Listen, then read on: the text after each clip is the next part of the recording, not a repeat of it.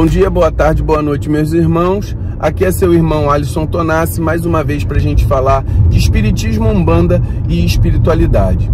Hoje nós estamos no tópico de médiuns audientes. É muito legal porque muitos médiuns da Umbanda têm essa capacidade mediúnica. O que é a audição, né?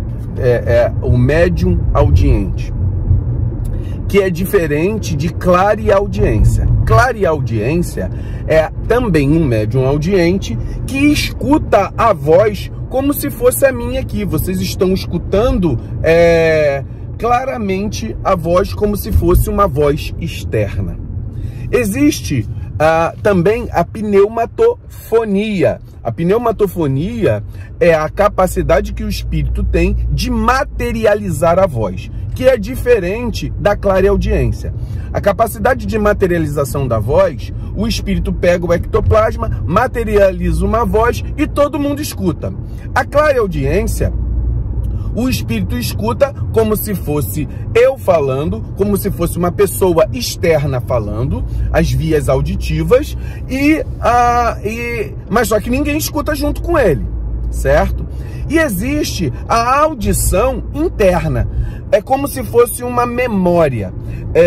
A gente já falou nos capítulos anteriores sobre o mecanismo da mediunidade. O mecanismo da mediunidade, ele é mais ou menos igual. O espírito pega a energia e coloca nos chakras, em determinados chakras, e dependendo daquilo que ele vai atuar. E aí, na audição, ele vai atuar uma parte direto no centro auditivo, certo? Uma outra parte no centro da memória.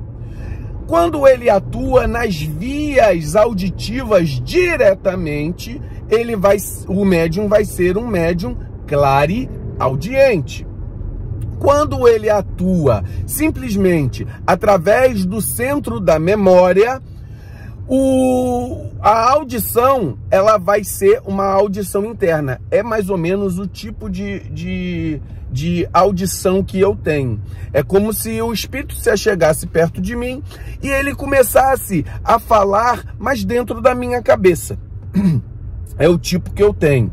Então, essa audição é uma audição interna. Você sabe que você não está escutando, mas é como se aquela voz estivesse dentro de você. Então é muito importante que os médiuns que têm essa disponibilidade de mediunidade, eles possam entender. Na Umbanda, nós sabemos que a gente tem a incorporação como base mediúnica da grande maioria dos processos do que nós fazemos dentro das nossas giras. Mas é importante que a gente saiba que existe médium que não incorpora e é audiente. Então, ele pode também, com a sua mediunidade, também aprender a trabalhar a mediunidade de audição. Olha, eu escutei tal coisa e você passa para o seu dirigente. Escutei tal coisa, olha, estou escutando gritos. Ou seja, qualquer médium, ele pode ser um médium equilibrado ou um desequilibrado, certo? O desequilibrado, ele vai ter pessoas sofredoras falando no ouvido dela, espíritos zombeteiros que vão influenciá-la através da audição para que ela faça tal coisa ou tal coisa.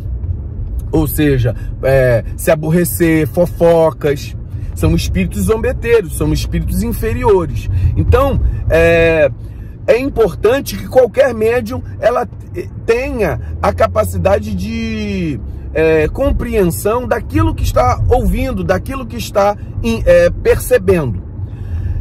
Sendo um médium equilibrado, sendo um médium ostensivo, aí ele vai estar ligado a espíritos que vão querer passar informações coerentes. Então, um médium audiente, ele pode, por exemplo, escutar aquilo que está falando e escrever, fazer psicografias. Então, é uma psicografia ditada, certo?